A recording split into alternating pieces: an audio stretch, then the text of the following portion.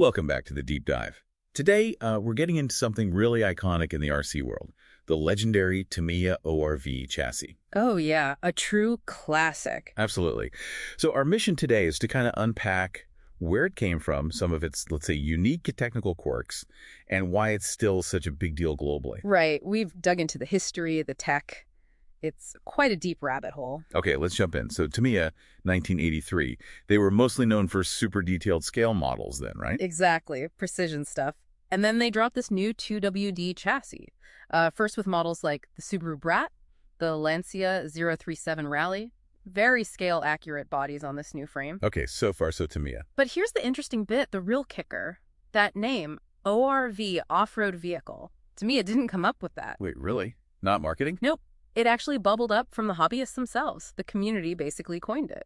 Wow, that's fascinating. So it had this grassroots connection right from the start. Pretty much. And then later in '83, things got even more interesting with the Frog. The Frog. Number 58041, wasn't it? That's the one. And this was different. It wasn't trying to be a scale replica of anything real. It was pure RC buggy imagination. Right. It kind of defined the whole look, didn't it? Totally. You had those spiked rear tires, that massive wing on the back, even the slogans on it, like no guts, no glory. It basically became the archetype. Cemented the ORV chassis as something special. And it wasn't just a one-off thing, this chassis. It evolved, right? Oh, yeah, massively. It was a really versatile platform, stuck around for, 14 years, from 83 up to 97 in various forms. That's a long run. It is. And the cool thing is you can almost track its evolution just by the color of the main chassis frame. Tamiya kind of color-coded its history. Okay, so the colors tell a story. Break that down for us. Sure. So the light gray, that's your original, the blueprint. You saw that on the Brat, the Frog. Gotcha. The OG. Exactly. Then came red. Red was like the color of revolution for the ORV. That's the monster truck era. The Blackfoot.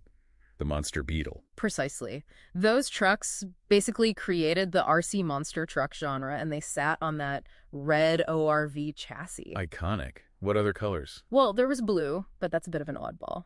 Really rare, only used on the Bush Devil. Interesting. Then you got dark gray. That marks the final evolution, the sort of strongest version. That was for the King Blackfoot. Okay, the final form. Pretty much. Oh, and one more chrome. Pure bling. That was for a special edition, the Subaru Brat Metallic Special. Super exclusive. Amazing. So let's talk about the chassis itself. It's this two-piece ABS plastic space frame, right? Lightweight. Yep, that's the core structure. But let's be honest, it's maybe more famous for its flaws. Its Achilles heels. Right, things that drove owners crazy back in the day. Oh, yeah. The gearbox, for one, it was, known to flex a bit under load. You could strip gears pretty easily if you weren't careful, especially with more powerful motors. Okay, yeah, I remember hearing about that. But the really infamous part, the drive shafts, those hexagonal steel shafts. Yes, the hex drive shafts. Nightmare. They wore out fast, and worse, they had this terrible habit of just popping out of the drive cups. You'd land a jump, and suddenly, no power to the wheels. Oh, man. Infuriating. Totally. But, looking back, it's almost part of the charm now. A rite of passage for anyone who owned one back then. And the suspension.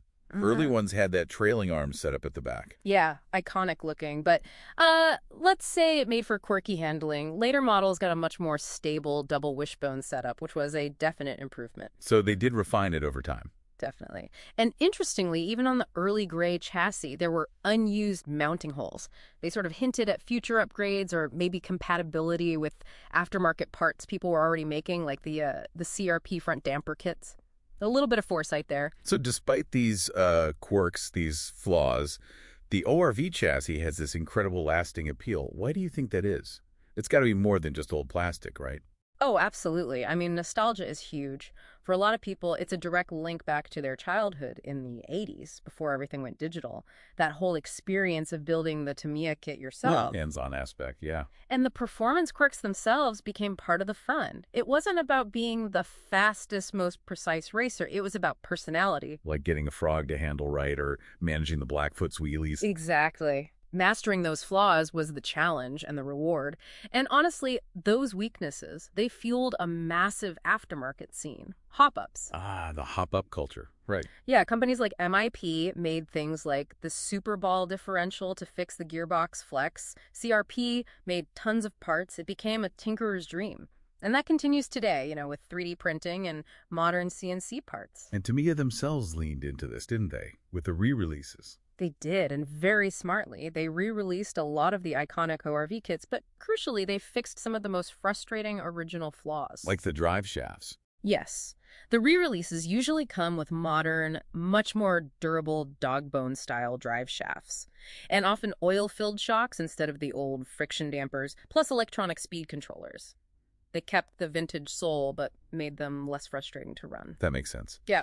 So, wrapping up, the ORV chassis is clearly more than just parts. It's a real cultural touchstone, isn't it? A gateway into the hobby for so many people. No doubt, it really shaped a generation of RC enthusiasts.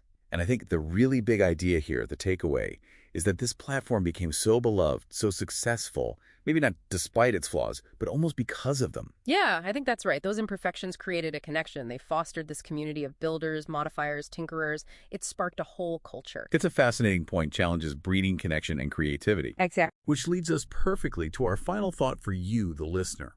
In a world that seems obsessed with hyper-perfection, what does this enduring love for the flawed, quirky, challenging Tamiya ORV chassis tell us about what we really value? Maybe something about cherishing the imperfect, something to mull over.